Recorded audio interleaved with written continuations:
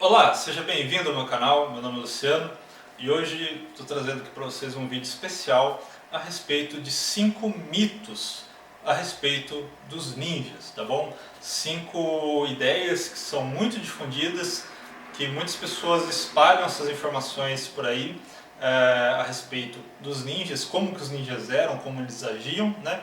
E na realidade são informações que estão erradas, então muitas coisas que até mesmo o pessoal que pratica ninjutsu muitas vezes imagina que os ninjas eram de um jeito, sendo que na realidade os ninjas eram de um jeito um pouco diferente, né? Bom, e para poder passar para vocês as informações corretas, né, e vocês terem também fontes para pesquisarem a respeito como os ninjas eram de verdade, eu vou passar 3 fontes para vocês aqui nesse vídeo, né, a respeito desses 5 pontos que eu vou passar para vocês também, esses 5 mitos que eu estou quebrando hoje, né?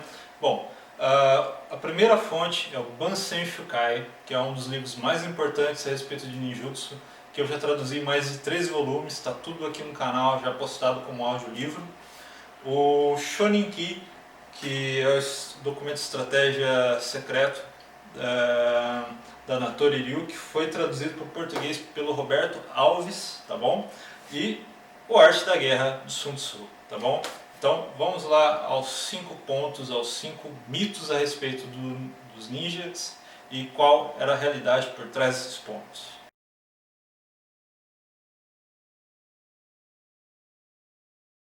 O primeiro ponto é uma crença de que as pessoas têm de que os ninjas só atacavam pelas costas, né? Bom, isso acabou ficando uma ideia muito fixada na mente das pessoas, principalmente por causa dos jogos, né? Então, os jogos de videogame, principalmente, né? Para colocar ali uma mecânica em que você tem que se esconder, né, do inimigo para não ser visto, muitas vezes você acaba tendo que manobrar, né, e pegar os inimigos do jogo sempre pelas costas. Mas os ninjas não operavam dessa forma em tempos antigos, né? Bom, muitas vezes os ninjas utilizavam os seus ataques em períodos em que a visão era muito prejudicada, então não fazia muita diferença se o inimigo estaria de costas ou se estaria de frente, né? Muitas vezes era difícil se identificar quem que era amigo e quem que era inimigo, né, em um ambiente mais escuro, né?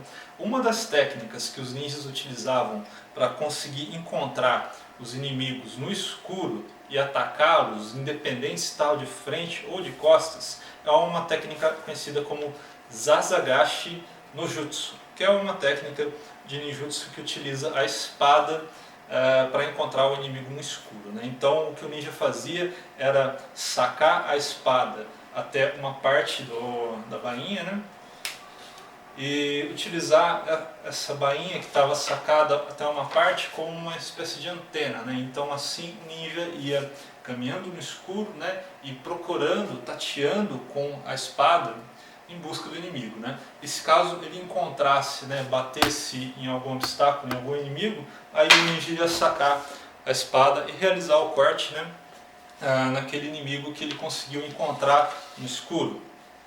O Bansen Shukai também ensina a respeito na parte de ataques noturnos, que no caso do manejo de lança, por exemplo, durante o ataque noturno, é uma arma que o ideal era não se empregar lanças em ataques noturnos, mas se caso fossem empregados, o ideal era que essa lança fosse uma lança curta. Lembrando que lanças japonesas podem ser muito maiores do que 2 metros de comprimento, né? E uma lança de 1,80 m, 2,10 m ainda é uma lança curta para os padrões japoneses, né? E o manejo dessa arma, especialmente em ataques em campo aberto durante a noite, também era bem semelhante. Então você ia varrendo a sua frente com a lança, procurando inimigos, né? E se caso você topasse com alguém, né, tipo você batesse a lança em alguém, é porque você encontrou o inimigo, né? Então você bateu, você puxa a lança para trás e estoca, né? Porque você acabou de encontrar o inimigo, né? Então o ninja não precisava atacar pelas costas, porque os ataques noturnos geralmente aconteciam nessas situações onde era muito difícil de conseguir enxergar o inimigo, né? E mesmo quando você enxergava, muitas vezes você ficava na dúvida se aquela pessoa era um amigo ou um inimigo, né? Isso acabava dando a oportunidade para que o ninja conseguisse agir durante um momento de hesitação do inimigo.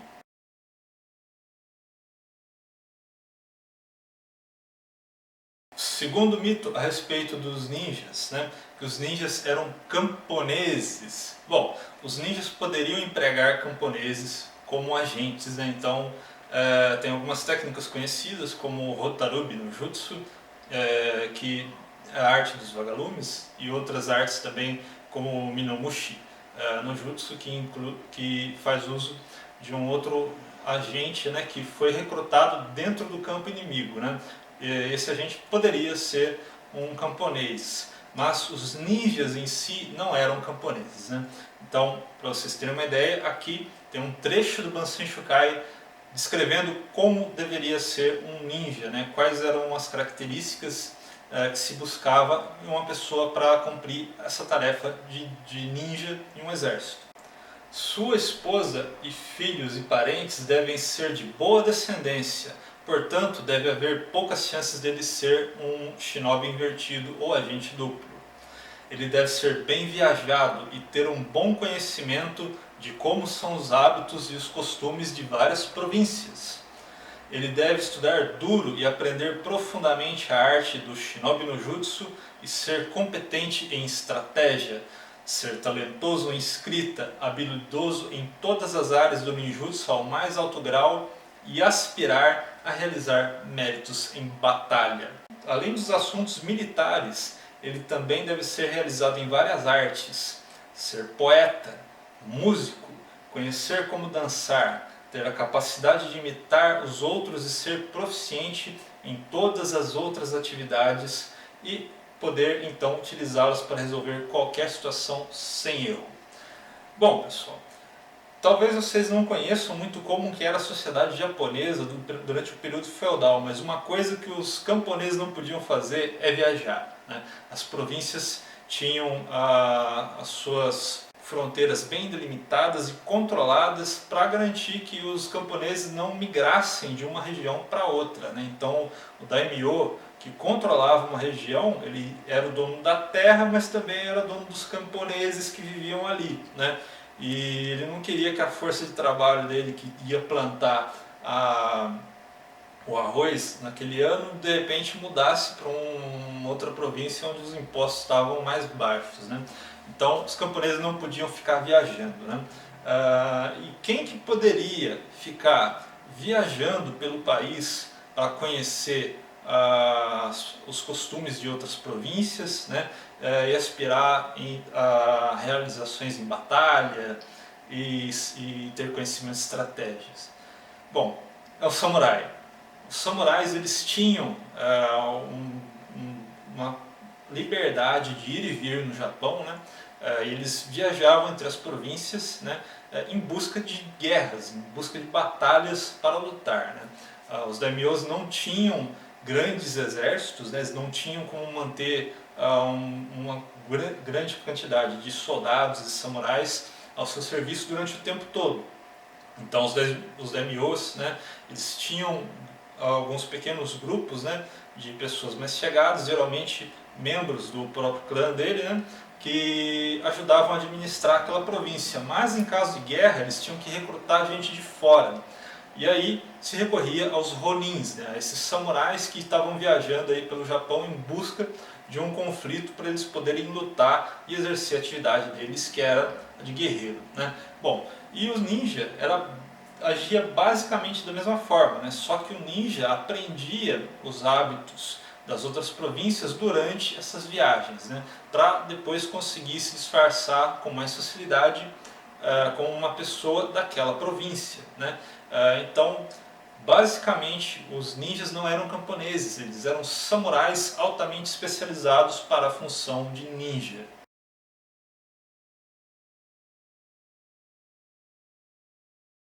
Terceiro mito: os ninjas eram pobres. Bom, muita gente fala que os ninjas eram pobres, precisava pegar uma barra de ferro e afiar para fazer uma espada porque ele não tinha dinheiro para comprar uma espada, uma katana de qualidade.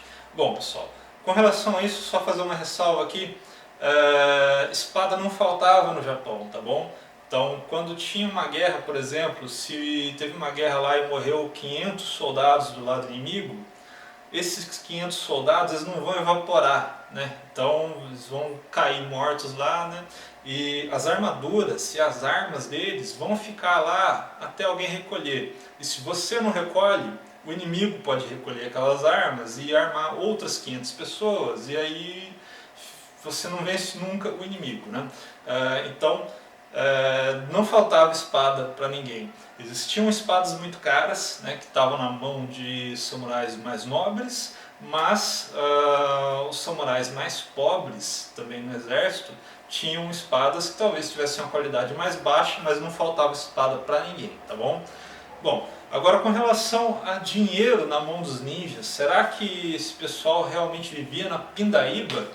Bom, primeiro a gente tem aqui no Arte da Guerra, né, no último capítulo, capítulo 13, utilização de agentes secretos, o parágrafo 12, no exército, entre todos os que estão próximos do comandante, nenhum lhe será mais íntimo do que os agentes secretos. Ninguém terá melhores prêmios do que eles. De todos os assuntos, nenhum será mais confidencial do que aqueles com as operações secretas correlacionadas. Então, Sun Tzu falando que os agentes secretos são muito próximos dos comandantes, dos generais, e que os prêmios para os agentes secretos são os mais elevados em todo o exército. É o pessoal que mais ganhava nas suas atividades durante uma guerra. Bom, agora vamos ver o que o Shoninki fala a respeito dos ninjas. No capítulo a respeito do aprendizado sobre coletar informações em templos e santuários. Não há nenhum lugar melhor que santuários e templos para tentar investigar o que está acontecendo dentro de uma província e adquirir as informações necessárias. Para esse propósito deve-se dar aos monges ou outros sacerdotes ouro e prata generosamente, sem poupar despesas. Isto porque se o ouro e prata forem dados às pessoas ordinárias, eles suspeitarão, já que isso não é normal. Bom, então, Shoninki falando que os ninjas tinham que conseguir coletar informação em santuários, subornando os monges, né? Então eles tinham que ter muito ouro e muita prata para subornar esses indivíduos para conseguir informações a respeito do inimigo. E no Bansen Shukai se fala de uma técnica chamada Minomushi no Jutsu, né? Que é a arte do verme no estômago.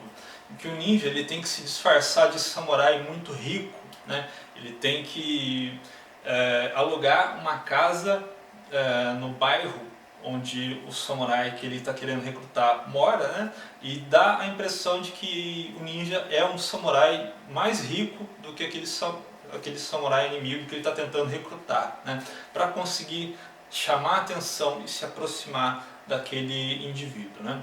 E depois de uma análise detalhada do perfil daquele sujeito para ver se ele serve para Minomushi, o ninja tinha que subornar esse cara, né, prometendo talvez uma província para esse cara governar depois do final da guerra, ou então uma certa quantidade aí de ouro e prata, né? Então o ninja precisava trabalhar com muito dinheiro na mão, passava muito dinheiro na mão dos ninjas, principalmente nessa parte de coleta de informações e recrutamento de outros agentes que iam ser coordenados e pagos pelo ninja, né? Então, como vocês podem ver, passava muito dinheiro na mão desse pessoal, né? E claro, se passa muito dinheiro pela mão de um agente tão vital durante uma operação militar, esse cara não está na pindaíba. Se você deixa um agente lidando com assuntos tão sensíveis, pagando tanto dinheiro para tanta gente e você paga o cara mal, pode ter uma chance muito alta desse cara te trair, né, e acabar agindo a favor do seu inimigo, né? Pode acontecer, por exemplo, do inimigo vir e subornar seu ninja, né, e conseguir inverter o seu ninja contra você. Então, sim, o ninja ganhava bem e ele precisava ganhar muito bem até para garantir a sua lealdade.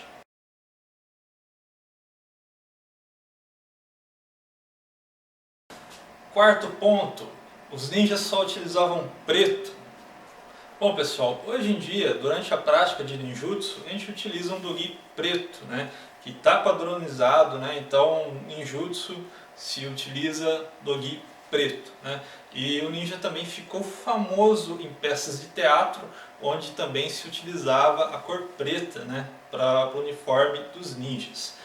Mas se fala no Bansen Shukai com relação a cores das vestimentas dos ninjas, não se fala de cor preta. Na realidade se utilizam outras cores, né? Então, por exemplo, Bansen Shukai fala a respeito de uma técnica de fuga, né, em que o ninja estaria utilizando um casaco chamado de Haori, né, que normalmente vai por cima do kimono, né? E o Bansen Shukai fala que esse Haori deveria ter duas cores, né? Uma cor kaki, que seria utilizada durante a invasão, né? Então a parte que o ninja estava escondido, ele estava utilizando o Haori com essa cor kaki, né? Que é uma cor meio marrom, meio avermelhada, né? Durante a fuga, caso o ninja fosse descoberto, ele estaria utilizando esse Haori, né, dessa cor kaki, né, e depois de conseguir despistar o grupo de perseguição e estar num ambiente mais escondido, ele iria virar o seu Haori, o seu casaco do avesso, né? Então ele tira o Haori, dobra, inverte na realidade, né? E a outra parte do Haori seria um cinza claro, né? Aquela parte cor kaki estaria por dentro, escondida, né? E o ninja utilizaria essa troca da aparência para enganar o inimigo, né? Então, se caso ele encontrasse com um grupo inimigo procurando por ele, ele iria se passar por outra pessoa e falar: eu vi o invasor correndo para lá, né? E assim ele ia despistar aquele grupo de perseguição para outra região, enquanto ele estaria se evadindo em outra direção.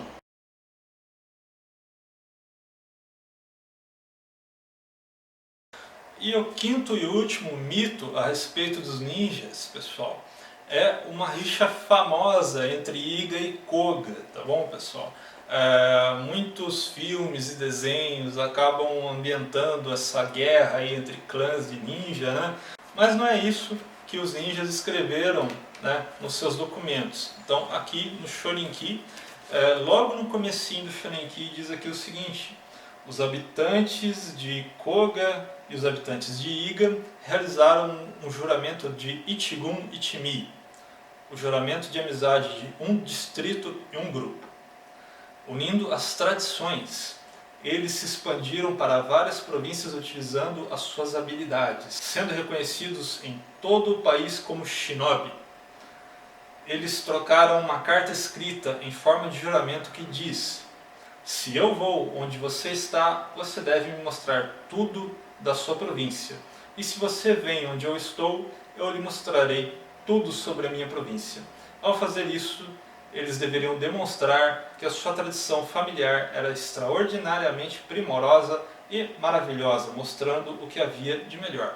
Então, pessoal, até essa briga aí entre Iga e Koga é mito, é uma bobagem. Na realidade, o que existia entre Iga e Koga era uma aliança que foi criada pelos dois lados, né, unindo os laços, né, entre esses grupos de ninjas da região de Koga e de Iga, tá bom? Bem, pessoal, espero que vocês tenham gostado desse vídeo. Por favor, compartilhe esse vídeo com seus amigos. Vamos trazer a realidade da arte ninja aí para o conhecimento das pessoas. Se você tem interesse em praticar ninjutsu, dê uma olhada aqui no canal, tem bastante informação a respeito da arte ninja e onde você pode treinar arte ninja de verdade e não ser enganado por aí por algum indivíduo que simplesmente vestiu um kimono preto, pôs uma faixa preta na cintura e disse que é mestre, tá bom? Compartilhe esse vídeo com seus amigos e se você não é inscrito no meu canal, por favor, se inscreva. Qualquer dúvida também, fique à vontade no espaço de comentários. Muito obrigado por ter assistido esse vídeo e até mais.